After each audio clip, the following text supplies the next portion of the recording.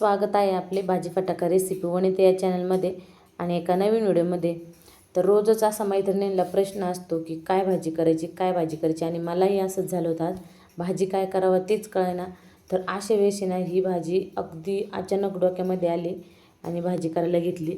तर भाजी केल्यानंतर तुम्हाला सांगते मी, एक चपाती खातात तिथं 2 चपात्या खाल्ल्या आणि अर्धी भाकरी जिथं खातात ना तिथं 1 भाकरी खाल्लेली आहे। खूप टेस्टी भाजी झालेली होती। तर चला जास्त वेळ न घालवता आता व्हिडिओला सुरुवात करूया। तर इथं घेतलेलं आहे कढईमध्ये 3 ते 4 चमचे तेल घालून घेतलं आहे आणि तेलामध्ये आपल्याला ना 2 पापड असे तळून घ्यायचे किंवा भाजून घेऊ शकता तुम्ही।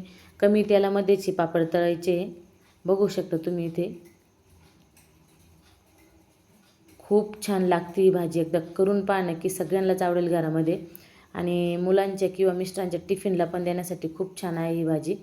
तर चला दोन्ही पण पापड इथे तळून घेतलेले आहेत। त्यानंतर कढईमधील थोडंसं तेल काढून घेतल्यानंतर आहे ना 2 बारीक कापलेला कांदे ते टाकून घ्यायचे कढईमध्ये आणि मस्त असं लालसर होऊ द्यायचा आहे कांदा।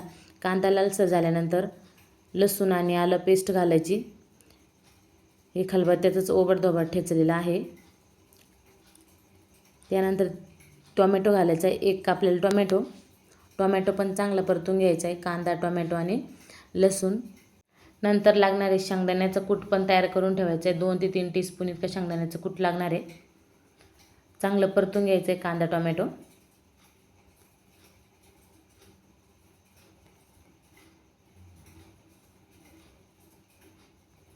कांदा टोमॅटो परतल्यानंतर ना 1 उकडलेला बटाटा पण लागणार आहे, 1 उकडलेला बटाटा घालायचा आहे। बटाटा घातल्यानंतर पण परतून घ्यायचे आणि आता मसाले घालून घ्यायचे। बघू शकता छान असा बटाटा पण उकडलेला होता।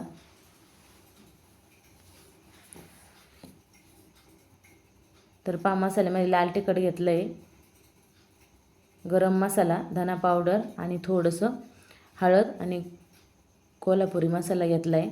आता हे सगळं मिक्स करून घ्यायचं आहे, चांगलं परतून घ्यायची भाजी। मग इतका छान सुगंध सुटला आहे भाजीला।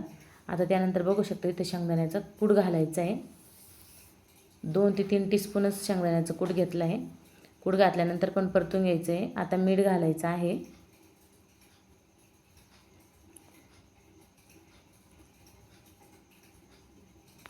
तर मीठ घातल्यानंतर पण परतून घ्यायचं।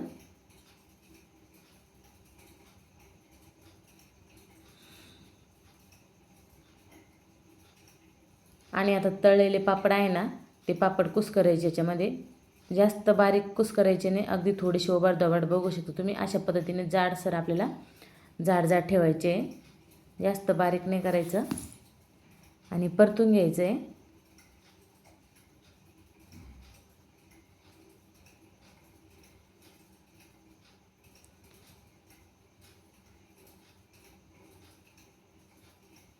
तर बघा चांगला हा पापड कुस्करल्यानंतर टोमॅटो कांद्यामध्ये परतून घ्यायचे आणि आता आहे ना थोडासा पाण्याचा शिपका द्यायचा आहे, म्हणजे 2 ते 3 टीस्पून इतकं पाणी टाकायचं, जास्त पाणी नाही घालायचं। फक्त अगदी शिपका म्हणतो ना आपण त्या पद्धतीने शिपका देऊन झाकण ठेवून 2 मिनिटासाठी भाजी कमी गॅसवरती होऊ द्यायची आहे।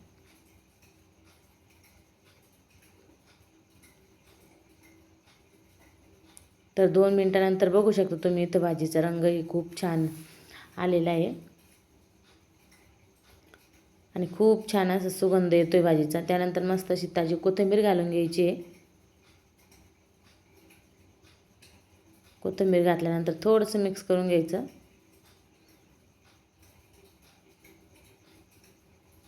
तर आपली इथं पापड चटणी तयार झालेली आहे। तुम्हाला जर पापड तळून घ्यायचे नसेल ना, तुम्ही पापड भाजून घेतले तरी पण चालेल। एकदा नक्की करून पहा, ही चटणी खूप छान लागते, टेस्टी। पापड तर सगळ्यांच्याच घरात केलेले असतात। तर पहा खूप छान असा रंग आलेला आहे आणि सुगंध तर खूपच छान येतोय भाजीचा। भाजी इतकी टेस्टी झाली आहे की मी सांगितलं जे एका चपात्याऐवजी 2 चपात्या आरामशीर खातील आणि सगळेच तुमचे वाह वाह करतील। आणि त्यासोबत आहे ना लिंबू खायला अजिबात विसरू नका, लिंबू म्हणजे अप्रतिम चव लागते भाजीची।